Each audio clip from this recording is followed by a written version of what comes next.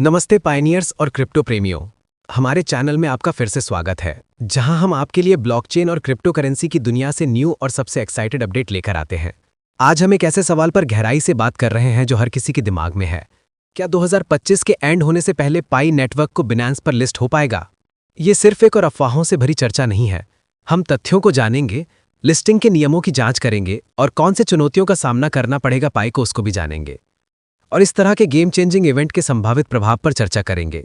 अगर आप भी मेरी तरह पाई के भविष्य के बारे में जानना चाहते हैं तो वीडियो को अंत तक जरूर देखें। बिनेंस पर लिस्टिंग क्यों जरूरी है?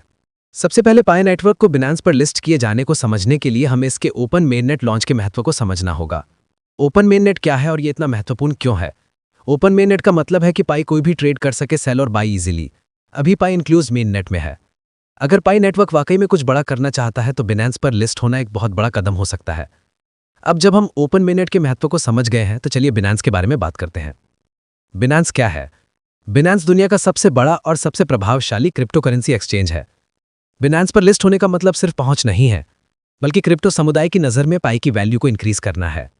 लेकिन बिनेंस किसी भी क्रिप्टो करेंसी को लिस्ट नहीं करता है। इस प्लेटफॉर्म के कड़े नियम हैं और इन मानकों को पूरा करना कोई आसान काम नहीं है। यहां भी 4 मुख्य कारक हैं जिन्हें बिनेंस देखता है। मजबूत समुदाय।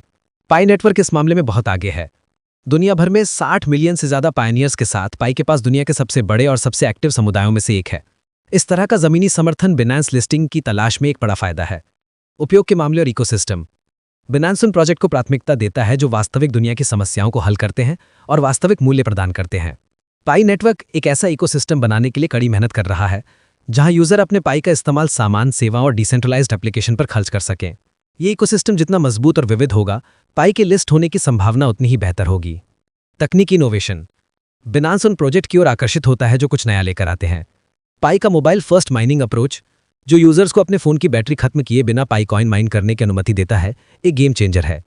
इसका पर्यावरण के अनुकूल डिजाइन इसे एक ऐसे दुनिया में भी अलग करता है जहां ब्लॉकचेन के पर्यावरणीय प्रभाव के बारे में चिंता बढ़ती जा रही है। नियमों का पालन। ये यकीनन सबसे चुनौतीपूर्ण बाधा है। बिनेंस सख्त नियामक ढांचे के तहत काम करता है और जो भी कॉइन लिस्ट करता है उसे इन जरूरतों को पूरा करना होगा। बिनेंस पर जगह पाने के लिए पाई नेटवर्क को बहुत मेहनत करना होगा। इन बातों को ध्यान में रखते हुए यह साफ है कि पाई में कुछ ताकतें हैं, लेकिन चुनौतियां भी हैं। आइए इन पर आगे चर्चा करते हैं। अफवाहें और चुनौतियां। अफवाहें। सोशल मीडिया प्लेटफॉर्म और क्रिप्टो फोरम्स बाइनेंस पर पाई नेटवर्क की संभावित लिस्टिंग के बारे में अटकलों से भरे हुए हैं। कुछ पोस्ट तो अंदरूनी जानकारी का भी दावा करते हैं, जो ये बताते हैं कि चर्चाएं पहले से ही चल रही हैं। लेकिन ये साफ कर दे कि जब तक हमें पाई कोर टीम या बाइनेंस से कोई आधिकारिक घोषणा नहीं मिलती, तब तक ये सब अफवाहें ही रहेंगी। ये सच है कि क्रिप्टो की दुनिया में अटकलें हमेशा निराधार नहीं होती हैं।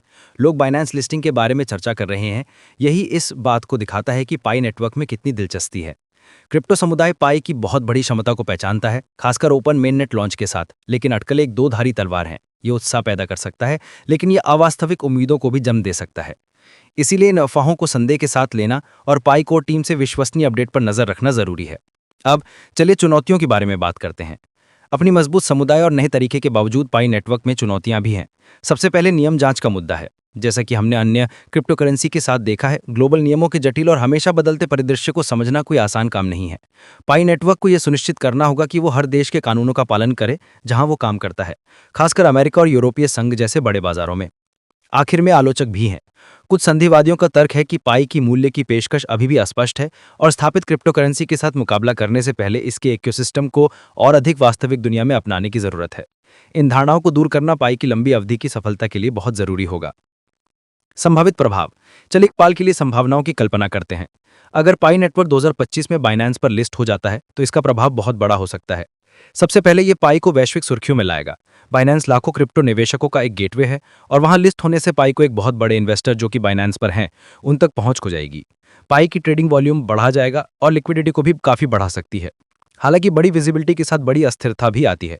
बाइनेंस लिस्टिंग से ट्रेडिंग में उछाल आने की संभावना है, जिससे कीमतों में भारी उतार चढ़ाव हो सकता है। ये जहां ट्रेडर्स को आकर्षित कर सकता है, वहीं ये लंबी अवधि के धारकों और पाई अर्थव्यवस्था की कुल स्थिरता के लिए भी चुनौतियां पैदा कर सकता है। संक्षेप में, बाइनेंस लिस्टिंग पाई नेटवर्क के लिए एक वरदान और एक परीक्षा दोनों हो सकती है। पाई में बाइनेंस पर सफल लिस्टिंग के लिए जरूरी कई चीजें मौजूद हैं। एक मजबूत समुदाय, नया टेक्नोलॉजी और एक बढ़ता हुआ इकोसिस्टम। आज की इस चर्चा में मेरे साथ शामिल होने के लिए धन्यवाद। अगर आपको ये वीडियो मददगार लगा है तो लाइक बटन को दबाना, चैनल को सब्सक्राइब करना और नोटिफिकेशन को ऑन करना ना भूलें, ताकि आप कोई भी अपडेट मिस न करें। आप क्या सोचते हैं, क्या पाई नेटवर्क बाइनेंस तक पहुंच पाएगा? अपने विचार नीचे कमेंट्स में बताएं। अगली बार तक माइनिंग करते रहें और बड़े सपने देखते रहें। और वीडियो अच्छी लगी हो तो वीडियो को लाइक और